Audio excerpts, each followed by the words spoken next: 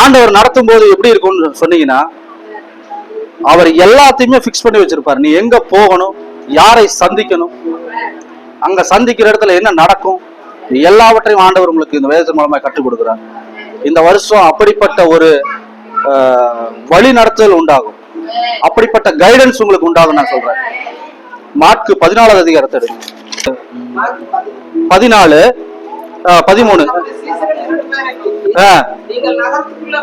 நகரத்துக்குள்ளே போங்கள்,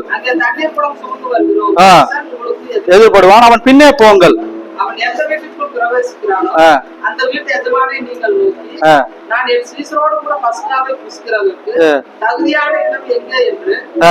போதுங்க கேட்கிறார் என்று சொல்லுங்கள்.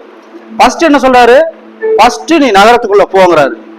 சீசரா ஆயிட்டீங்கன்னா, அவர் உபதேசம் நின்னீங்கன்னா முதல்ல உங்களுக்கு கைடன்ஸ் வரும். நீங்க நகரத்துக்குள்ள போங்கிறாரு. அங்க தண்ணீர் கூட சுமந்து கொண்டு மறுசா வருவார். 2வது காட்டுறாரு. 3வது சொல்றாரு அவன் பின்னே போங்கிறாரு. அவன் எந்த வீட்டுக்குள் பிரவேசிக்கிறானோ அந்த வீட்டுக்குள்ள நீயும் போங்கிறாரு. அங்க ஒரு எஜமான் இருப்பான், அவன் இடத்தில் கேளு, நாங்கள் பஸ்காவை ஆசரிக்க இடம் எங்க, அவன் மேல் இடத்த கூட்டு போய் ஆல்ரெடி எல்லாம் ரெடி பண்ணி வச்சிருக்கோம், அந்த இடத்த காண்பான். காம்சாரா? கம்பளம் முதலானவைகள் விரித்து ஆயத்தம் பண்ணப்பட்டிருக்கிற விஸ்தாரமான வேல் வீட்டரை உங்களுக்கு காண்பிப்பான், அங்கே நமக்கு ஆயத்தம் பண்ணுங்கள் என்று சொல்லி அனுப்பினார். அப்படியே அவருடைய சீசர்கள் புறப்பட்ட நேரத்தில் போய் என்ன பண்ணாரா, இதெல்லாம் பார்க்கல. ஆண்டவர் சொல்லிட்டு இருக்கிறாரு, நீ போ, அங்க ஒருத்தன் வருவான், அவன் பின்னால போ, அந்த வீட்டுக்குள்ள போ, எஜமான் இருப்பான், எஜமான கேளு, வீட்டை காட்டுவான், அங்க போ, எல்லாம் ரெடி பண்ணி வச்சிருக்கோன்னு அவங்க அங்க போன்னு சொல்றான் பாருங்க. அனுப்பினார், இப்பதான் அனுப்புறாரு. அப்புறம் பஸ்காவை ஆயத்தம் பண்ணினார்கள். 16 வாசிங்க. அப்படியே அவர்கள் அவருடைய சீசர்கள் போய் தங்களுடைய சொன்னபடியே கண்டு பஸ்காவை ஆயத்தம் பண்ணினார்கள். சாயங்காலமான பொழுது வந்தார்.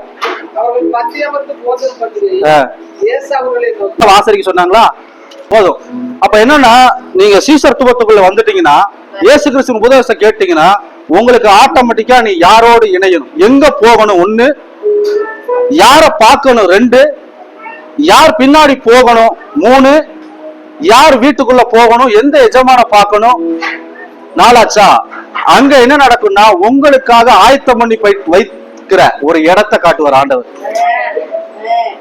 அங்க என்ன நடக்குதுன்னா, மணவாளனாகிய இயேசு கிறிஸ்துவும் நீங்களும் அவருடைய திட்டத்தில் இணைந்து செயல்படுவீர்கள். ஆமென். எங்க போகணும், யார பார்க்கணும், யாரோடு இணையணும், எந்த எஜமான பார்க்கணும், அங்க நீங்க சேர்ந்துட்டீங்க அப்படின்னா உங்களுக்கு சகலமும் ஆயத்தம் பண்ணப்பட்டிருக்கும். ஆயத்தம் பண்ணப்பட்ட இடத்துல மணவாளன் வருவாரு, அங்க தேவன் இடைபடுவாரு, நீங்களும் தேவனும் இடைபடுவீர்கள். அங்கே உங்களுக்கான பஸ்கா பரிமாறப்படும், அங்கே உங்களுக்கான ஆசீர்வாதம் பரிமாறப்படும், அங்கே உங்களுக்கான உயர்வுகள் உண்டாகும். அங்கு யாரும் உங்களை நடத்துறது இல்ல, தேவனே நடத்துவார். ஆமென். அப்ப சீசர்த்துவத்தை பாத்தீங்களா? நீங்க தேவனுடைய உபதேசத்தில், கிறிஸ்து இயேசுவின் உபதேசத்துக்குள்ள வந்துட்டீங்கன்னா உங்களுக்கு அருமையான வழிநடத்தல் வந்துடும். அங்க தேவனும் நீங்களும். நீங்க ஒண்ணும் செய்ய வேணாம். நீங்க என்ன பண்ணணும் தெரியுமா? கை கட்டிட்டு அந்த நகரத்துக்குள்ள போகணும். அங்க ஒரு மனுஷனை தண்ணீர் கூடன்னு சொல்லுவாரு, அவனை பார்க்கணும். அவன் பின்னால அவன்கிட்ட கூட கேட்க கூடாது, அவன் பின்னால போகணும். அவன்கிட்ட பேசுறதெல்லாம் இல்ல, அவன் பின்னாடி போகணும். போனதுக்கு அப்புறம் அவன் எந்த வீட்டுக்குள்ள போறானோ அவன் எஜமான பார்த்து கேளு, எங்கள் போதகரோட பஸ்காவை நீங்கள் ஆசரிக்க வேண்டும் எங்கன்னு. அவன் ரொம்ப நாளா காத்துட்டு இருக்கிறான், பஸ்கா ஏன் ஒண்ணு ரெடி பண்ணணும். உங்களுக்காக ஒரு ஆயத்தம் பண்ணப்பட்ட ஒரு இடம், ஸ்தலம் காத்து கொண்டிருக்கிறது. உங்களுக்கு சகல ஆசீர்வாதங்களும் நிறைந்த மேல் வீட்டு அறையில் கோமாரா சாடலாப்ரா கேமாண்டோபா கார்வாலா தியாங்கா அங்க எல்லாம் விரித்து மேல காத்துட்டு இருக்கிறான். ஆண்டவரும் சீசர்களும் வருவார்கள் என்று. ஆமென். எத்தனை பேர் நம்புறீங்க? நான் இயேசுவின் நாமத்தில் பிரகடனம் செய்கிறேன்.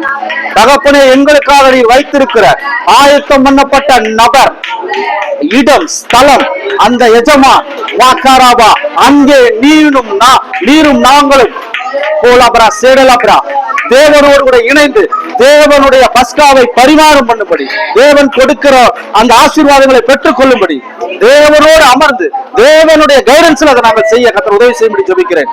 மாக்காபாரா சூடலபரா அந்தலபா. இது சீசர்த்துவம்.